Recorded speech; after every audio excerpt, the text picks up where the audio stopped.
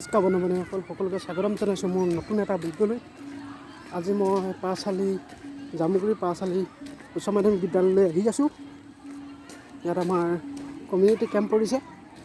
আপোনালোকক এটা সুন্দৰ ভিডিঅ' দেখাম। আপোনালোকে ভিডিঅ'টো আৰম্ভণিৰে চাবলৈ চেষ্টা কৰিব। এয়া আমাৰ মণিকা বাইদেউ। মণিকা বাইদেৱে ছাত্ৰ ছাত্ৰীসকলক কবিতা কেনেকৈ আবৃত্তি কৰিব লাগে সুন্দৰভাৱে শিকাই দিছে। আজি আমাৰ প্ৰথম দিন কমিউনিটি কেম্পৰ। আমি BEd 4th চেমিষ্টাৰ ডাইট ধেমাজিৰ সকলো প্ৰশিক্ষাৰ্থী আজি প্ৰথম দিনাখি জামুগুৰি উচ্চ মাধ্যমিক বিদ্যালয়ত কমিউনিটি কেম্পৰ প্ৰগ্ৰাম আয়োজন কৰিছোঁ। সেয়েহে বিভিন্ন কমিউনিটি কেম্পৰ প্ৰগ্ৰেমৰ বিভিন্ন কাৰ্যসূচীসমূহ আমি চলাই গৈছোঁ। আজিৰ পৰা কমে 4 দিন আমাৰ প্ৰগ্ৰেম চলিব আৰু ভিডিঅ'টো আপোনালোকে চাই থাকক, ভাল পাব চাই। ইয়াৰ পৰা কিবা এটা শিকিবও পাৰিব। বাজক দবা বাজক শংখ বাজক মৃদংখুল, অসম আকৌ উন্নতিৰ পথত জয় আই অসম বোল। প্ৰতিটো শব্দত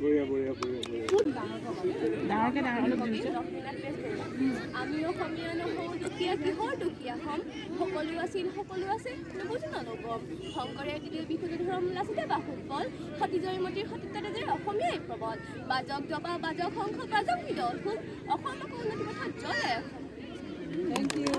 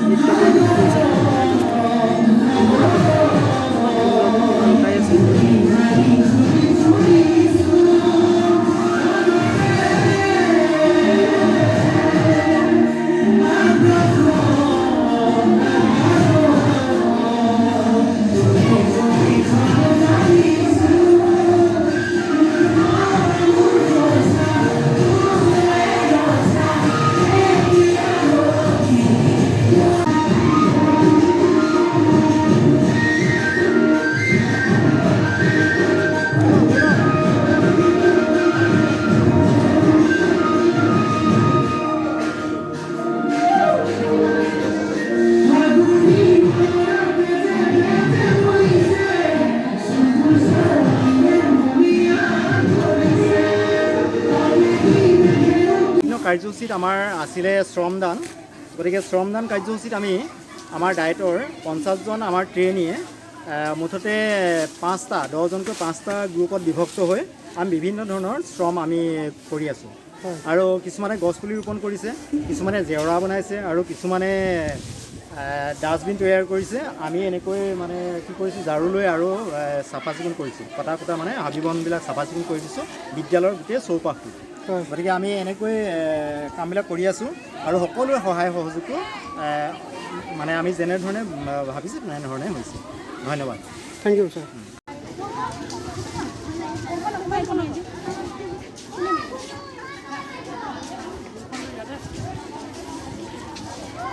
এয়া শ্ৰমদানৰ কাৰ্য।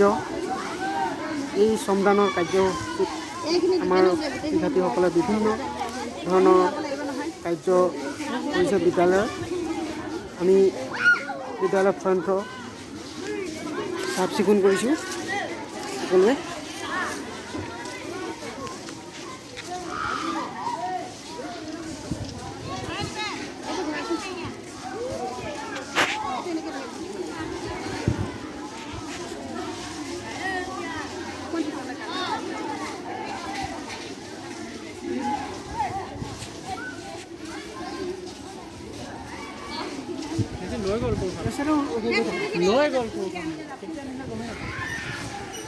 পাতটোহে দিবা দেই, ইয়াত যাবতো কেঁচা যাবতো নেপেলাবা।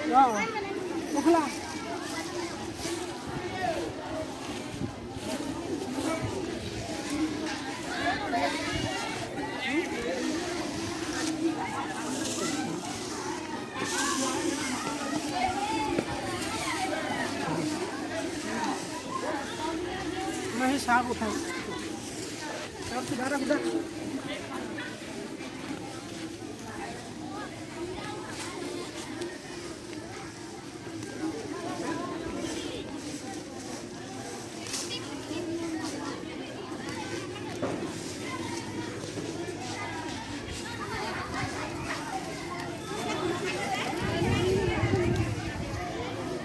সন্তানৰ অংশগ্ৰহণ হিচাপে আমি সকলোৱে যিবিলাক আমাক দায়িত্ব দিছে সেই দায়িত্বসমূহ সুচাৰুৰূপে পালন কৰি আছোঁ। আমি ডক্টৰ ছাৰ, বিজু ছাৰ, আমি ছাইডতাৰো আছে, আমি ডাষ্টবিন বনাই আছোঁ। গতিকে ডাষ্টবিনখিনি যাতে ছাত্ৰ ছাত্ৰীসকলে পৰিৱেশটো যাতে পৰিষ্কাৰ কৰি ৰাখিব পাৰে তাৰ বাবে আমি ডাষ্টবিন সাজি দিয়াৰ ব্যৱস্থা কৰিছোঁ। লগতে গছপুলি ৰোপণ আৰু অলপ পিছত হ'ব। গতিকে আমাৰ আজি এই কাৰ্যসূচীৰ অংশ হিচাপে আমি ইয়াত সম্পন্ন কৰি আছোঁ।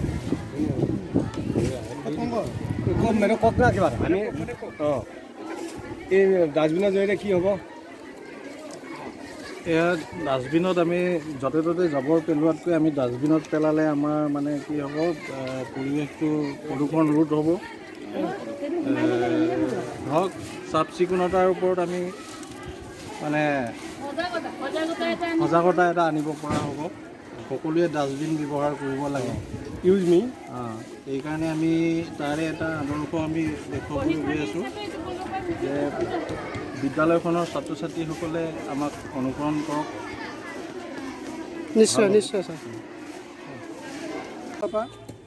কমিউনিটি কেম্প প্ৰগ্ৰাম চলি আছে আৰু আমি আমাৰ 50জন প্ৰশিক্ষাৰ্থী বিভিন্ন গোটত ভাগ লৈছোঁ।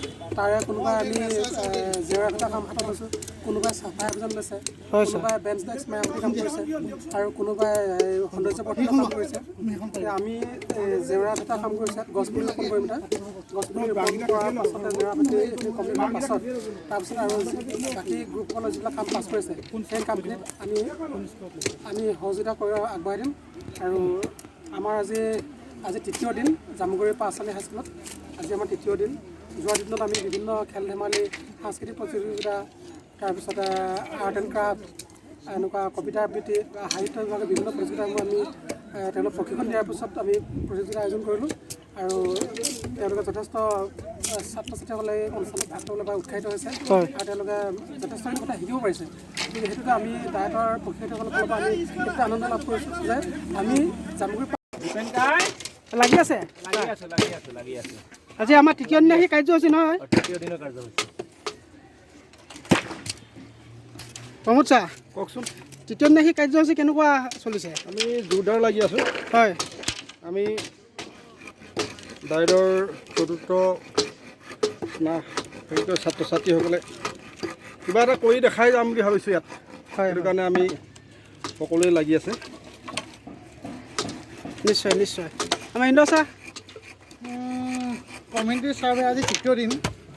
হয়, যিহেতু আমাৰ তৃতীয় দিনত আজি আমাৰ গছপুলি ৰোপণৰ দায়িত্ব পৰিছে আৰু গছপুলি ৰোপণৰ দায়িত্বত যিহেতু গছপুলিকেইটা ৰুলেই নহ'ব, আমি তাক ধুনীয়াকৈ জেওৰা দিব লাগিব।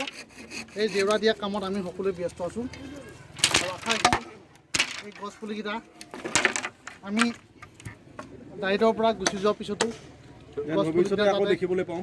ভৱিষ্যতে দেখিবলৈ পাওঁ তাৰ আমি কামনা কৰি যুদ্ধং দেখি মনোভাৱে সকলোৱে আমি লাগি আছোঁ। আমাৰ সীমান্ত ছাৰ এইয়া ৰাতিপুৱাৰ পৰাই লাগি আছোঁ। বাঁহ চাহ কাটি আনি বৰষুণত তিতিবই। হয়, এতিয়া জেওৰা কাম প্ৰায় হৈছেগৈ। হয় হয় এতিয়া বাঁহকেইটা কাটিলোঁ, এতিয়া গুজু যোগানিব লাগিব। হয়, ভাল হৈছে কামটো। সীমান্তই বহুত লাগি আছে দেই। সীমান্তৰ কামত খুব ভাল। মানে কিমানটোক আমি ধন্যবাদ জনাইছোঁ। যিহেতু ধন্যবাদ জনাইছোঁ। আজি ৰাতিপুৱা বহুত কষ্ট হ'ল। ৰাতিপুৱাৰ পৰা লাগি আছে, ৰাতিপুৱাৰ পৰা লাগি আছে। যিহেতু ৰাতিপুৱা বহুত ডাঙৰ বৰষুণ হ'ল, তিতি কাম বৰষুণতে লাগি থকাৰ কাৰণে আমি ধন্যবাদ জনাইছোঁ।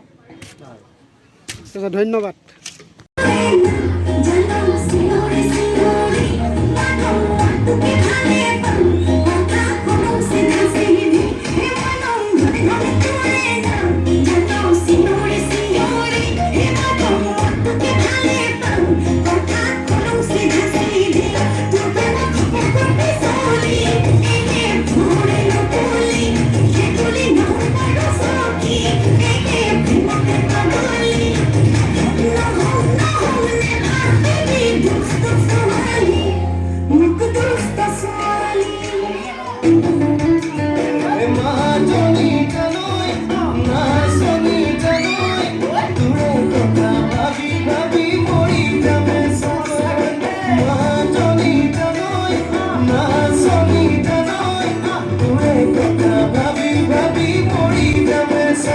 গোলকীয় উত্তাপ বা যিটো আমাৰ ৱেডাৰ যিটো ট্ৰেন্সফৰ্মেশ্যন হৈ আছে, মানে বতৰৰ যিটো পৰিৱৰ্তন হৈ আছে, জলবায়ুৰ যিটো পৰিৱৰ্তন, বতৰ আৰু জলবায়ু তাত দুটা এটা ডিফাৰেঞ্চ আছে।